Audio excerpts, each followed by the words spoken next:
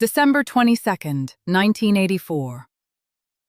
A man named Bernhard Goetz sat on a subway train in New York City and shot 4 black teenagers who he said had accosted him and asked him for $5. He shot all 4 of them. One of them, Darrell Cabey, was paralyzed for life by the final shot. A shot fired when Cabey was already down, which Goetz later said he fired because Cabey seemed all right, which is a sentence that has not become less disturbing in the year since I first read it. Goetz fled to New Hampshire. He eventually turned himself in. He was charged with attempted murder, assault, and reckless endangerment. A grand jury initially declined to indict him for the shooting charges and indicted him only for illegal weapons possession. The response from a significant portion of New York City was relief, support. The characterization of Goetz as a vigilante hero, the subway vigilante, the phrase that appeared in tabloid headlines, who had done what the police could not or would not do, which was to protect ordinary citizens from the crime that saturated every news broadcast and inflected every experience of the subway, and turned certain public spaces into exercises in managed fear. I want to be honest about this. I ride the subway. The subway in 1985 is a specific experience that is not identical to the subway experience I would recommend to someone from outside this city who wanted to understand urban transit at its best. It is covered in graffiti, which I have complicated feelings about, as I described in the 1975 episode. It is sometimes dangerous. There have been incidents, real incidents, not the inflated incidents of a tabloid imagination that has decided crime is the governing narrative of the city, that justify a degree of watchfulness. I understand the fear. What I cannot accept, what I have specifically decided not to accept, and I want to be clear that this is a decision I have made after considerable thought rather than a reflexive position, is the use of that fear to justify the specific response of shooting 4 teenagers on a subway car. The teenagers were black. Goetz is white. The support for Goetz came primarily from white New Yorkers who felt that the subway had become a space that threatened them. I want to ask a question that I think deserves asking in the context of 1985 and everything else that 1985 contains. If Goetz had been black and the 4 teenagers had been white, what would the grand jury have done? I don't ask this rhetorically. I ask it as a request for the specific, honest answer that the evidence of American history provides. And the answer is, the grand jury would not have declined to indict. The man would not have been characterized as a vigilante hero. The tabloids would not have used that specific word. I am 70 years old. I know what the specific American relationship between race and the presumption of self-defense has historically looked like. I have been watching it long enough to know the pattern. The pattern is the indictment. The pattern is what we are choosing to be, every time we choose it.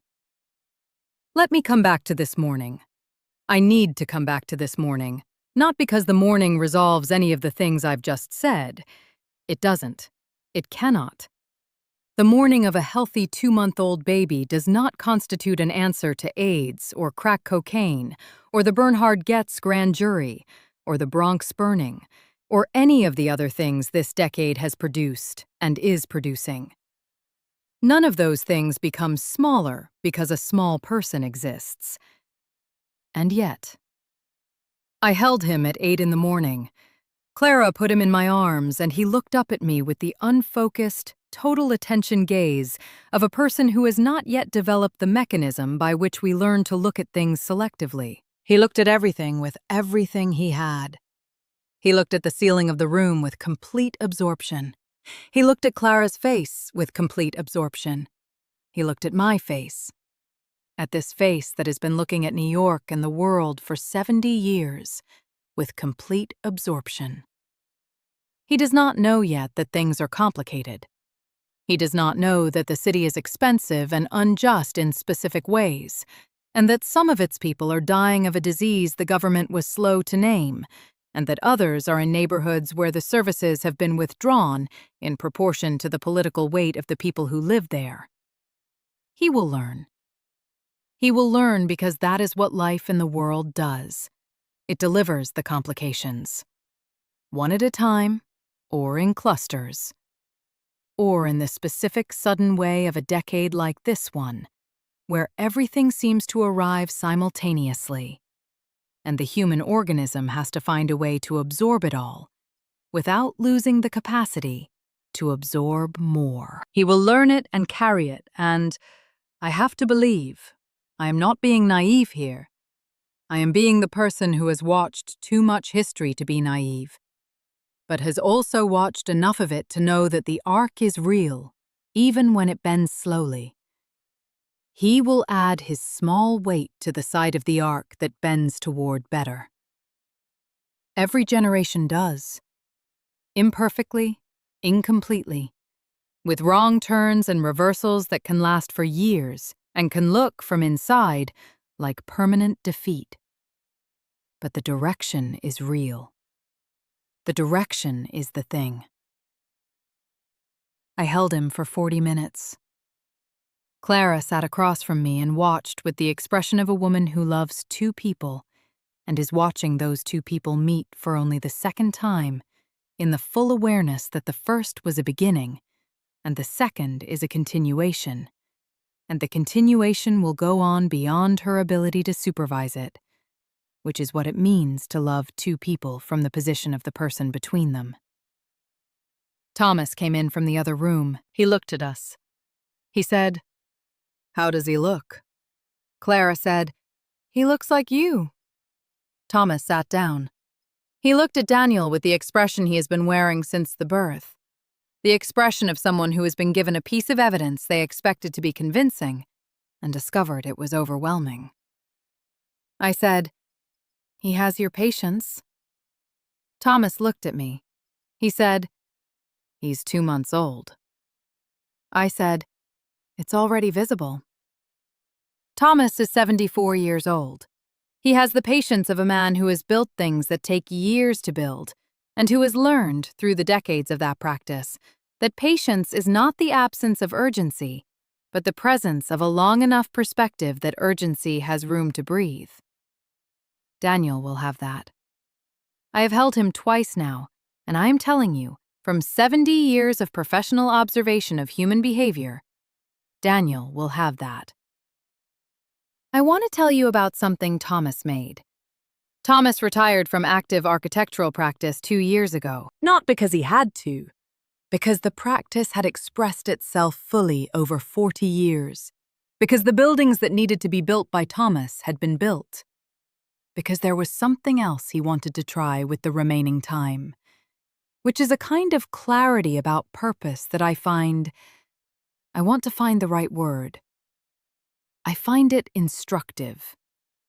The willingness to recognize when something is finished, the courage to let it be finished, and to move toward what's next. What's next, for Thomas, is painting. He paints in the studio on the 3rd floor of our building, a space that was originally intended for storage, but that Thomas, with the quiet spatial intelligence of someone who has spent 4 decades thinking about how people inhabit rooms, converted into something that functions as both a place of work and a place of light. He paints every day for 3 or 4 hours. He is not trying to paint like Elise. He knows better. And also, the gap between what Elise did and what Thomas does is not a gap he would want to close even if he could, because closing it would require him to become someone other than who he is, which is a trade he would not make. Thomas paints like an architect. The paintings have the quality of his drawings, precise, intentional, interested in the relationship between structure and space, in the way that light functions as a material that organizes what it touches, rather than merely illuminating it. They are not large paintings. He is not a large gesture painter. He is a painter of the specific and the particular, of the single object in full attention, of the relationship between that object and the space it occupies.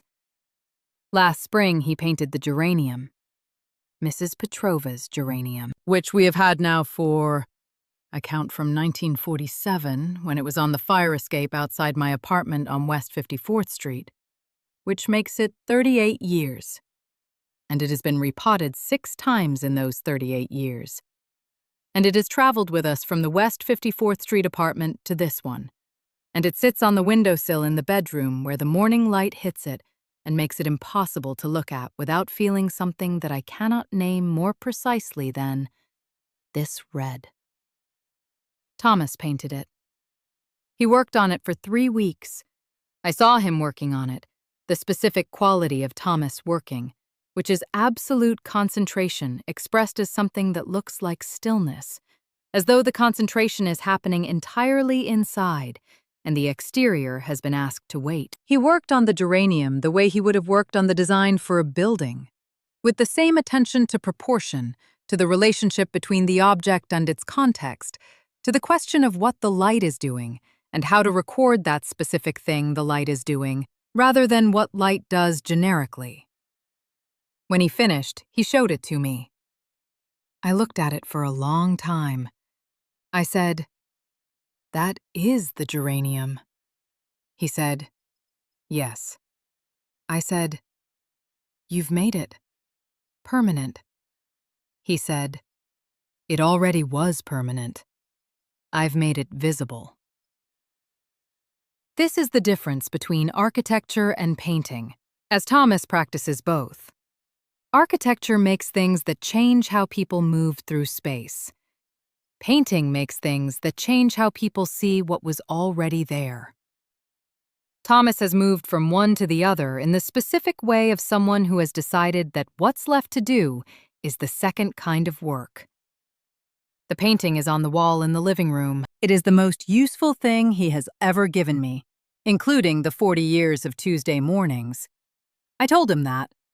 He said, "That's overstating it." I said, "I'm not overstating it. I'm being precise." He understood the difference, because he always does. 70 is the number at which you stop making certain negotiations. I do not mean this as a complaint. The negotiations I've stopped making are, in retrospect, negotiations I should have stopped making earlier. The specific internal negotiations by which a person adjusts their expressed opinions to the expected receptivity of the room, softens what is true to what is acceptable, presents the version of themselves that is most likely to be well received, rather than the version that is most accurate. I have been stopping these negotiations gradually, across the previous 2 decades. At 70, I have mostly stopped. What this produces. I say what I think with a directness that sometimes surprises people who know me from earlier versions. I decline invitations that do not interest me without the elaborate architecture of excuse that the invitations used to require. I spend my time on the things that seem to me worth spending time on, and I have enough experience with my own judgment to trust it. Not perfectly, not without occasional revision, but enough. I know what I like, and I like what I like, and I am no longer making apologies for the second in the presence of people who think the first is too simple. What else is 70? 70 is the year that the body begins to have opinions. Not complaints, opinions. The body at 70 has developed, through 70 years of operation under various conditions, a set of preferences that it communicates more directly than the body at 40 did. It prefers warm to cold in a way that is no longer negotiable. It prefers sitting to standing after a certain hour. It requires more sleep than it required at 50, which was more than it required at 30. And the additional sleep is not a concession, but a sensible allocation of the resources required to function well. The eyes require help. The knees have opinions about stairs. I take these opinions seriously. Not with despair. with the same equanimity with which I would take the opinions of a difficult but valued collaborator who has been useful for 7 decades and intends to continue being useful for whatever comes next. The body has been useful. It has carried me through everything I've described. Through the early years and the castings and the corridors and the studios and the screen tests and the first nights and the bar on 52nd Street and the Tuesday evenings with Jack and the Wednesday afternoons in the village and the mornings at this table and the years with Thomas and the years with Clara and this morning, holding Daniel. It is still carrying me. I intend to let it. Before I came here, before I left Clara's apartment, before I kissed her goodbye and kissed Daniel's forehead in the specific, careful way of someone for whom the softness of a 2-month-old's forehead is still a surprise, regardless of how many times she has encountered it. Before all of that, Clara said something to me that I want to record here because it belongs to this accounting of this year. She said, "Mama, how did you do it? The years when everything was hard. How did you keep going?" She was asking about her career, I think. She is 28 years old, and she is working hard at something she cares about, and it is not yet clear whether the work will produce what she hopes it will produce, which is the specific uncertainty that the middle years of any endeavor produce in the person doing the endeavoring. She was asking about endurance, about the maintenance of faith in the face of evidence that remains ambiguous. I thought about what to say. I thought about Harold Stein and what he said about the difference between a greeting and a sound. That a greeting reaches the other person, and a sound reaches only the air between you. I thought about Dorothy Marsh and her question, what does she really want? Not what she says she wants, what she really wants. I thought about Harriet and the 15%, and the principle that reputation is what you write with every choice. I thought about Jack and what he said in the booth at Connolly's the last time we could both still go there. The thing about this business is it will teach you who you are, whether you want to learn or not. I thought about what I actually believe, which is not always the same as what I have said. I said, you keep going because the alternative is to stop. And stopping is not better. It is only different. And the difference is that in the stopped version of your life, you spend a great deal of time wondering what would have happened if you hadn't stopped. She thought about this. She said, "That's it? That's the whole thing?" I said, "That's most of it. The rest is coffee." She laughed.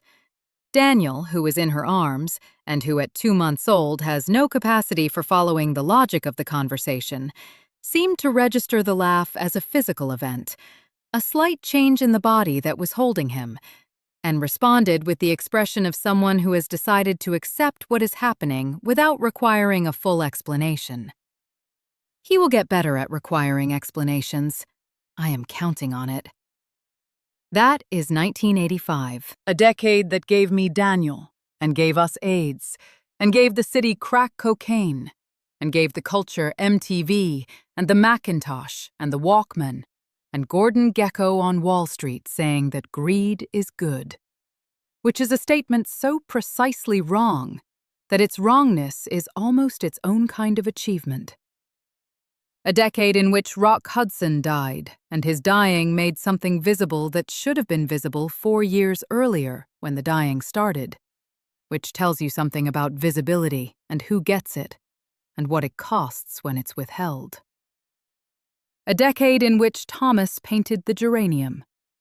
A decade in which my daughter left for college and returned as a wife and a mother, which is the specific trajectory that made her herself and that has added Daniel to the accounting of the people I love. I am 70 years old. I have held my grandson twice.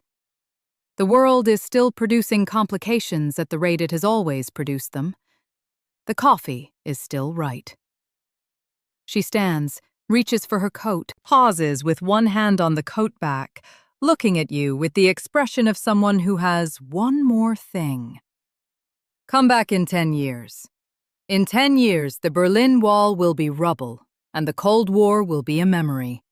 And the specific fear that has run underneath every decade of my adult life, the nuclear fear, the bomb that everyone knew about and no one talked about at dinner parties, will have, against all probability, resolved itself into something other than catastrophe. In 10 years, Thomas will be gone. In 10 years, I will have sat in the kitchen of our apartment and heard nothing, and gone in and found him in his chair, and understood, in the specific way you understand things that there is no vocabulary adequate to, that the patience I saw in his face and saw in Daniel's face was finished. In 10 years, I will be 80 years old, and I will still be here. Come back in 10 years. I'll tell you about the silence.